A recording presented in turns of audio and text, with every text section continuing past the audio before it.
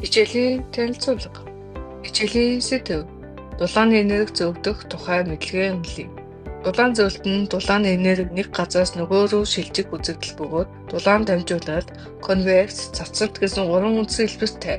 Дулааны энерги нь молекул, атомуудын эмх замбрагийн хөдөлгөөнөөс үүсдэг ба системийн дотоод энергийн нэг хэлбэр.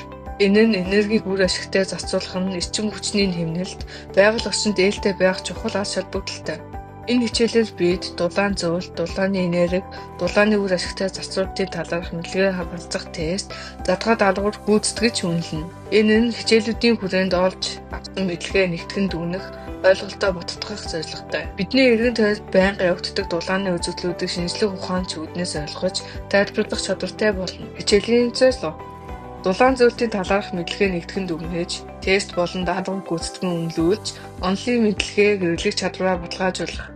Хичээлийн зорилт. Дулааны энерги, дамжих аргуудын гол ойлголтуудыг танин мэдэх, сэдвийн хүрээнд боловсруулсан тест болон задгаа даалгаврыг зөв гүйцэтгэж, мэдлэгээ ашиглаж чаддаг болох. Амьдрал дахь дулааны үзэгдлүүдийг физикийн үүднээс тайлбарлаж, эрчим хүчний хэмнэлтийн ач холбогдлыг ойлгох. Хэрэглэгдэхүүн: сурах бичиг, дэвтэр, боллуур, хангалттай, бал, тодруулагч, төхөөрөг.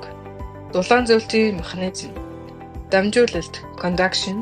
Энэ нь атом, молекулуудын шууд харилцан үүслэлээр дулаан дамжих үйл явц. Халуун молекулууд өрш молекулуудтай мөргөлдөж, эрчим хүчээ дамжуулдаг. Металлууд сайн дамжуулагч учир нь чөлөөт электронууд байдаг. Конвекци. Шингэн, хийм бодисын урсгалаар дулаан зөвддөг. Халуун хэсэг хөнгөж, дээшээ уусаж, хүүтэн хэсэг доошоо буудаг.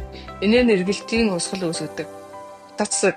Бүх биед инфра улаан туяа ялгаруулж дулаан дамжуулдаг. Вакуум орчинд ч дамжих боломжтой цорын ганц арга зам.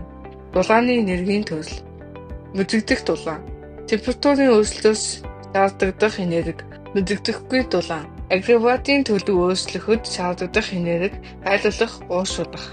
Хүрх үрдүн, мэдэн, дулааны үзэгдлүүдийг шинжлэх ухаанч үүднээс тайлбарлан, практик ач холбогдлыг нь ойлгож танин мэднэ.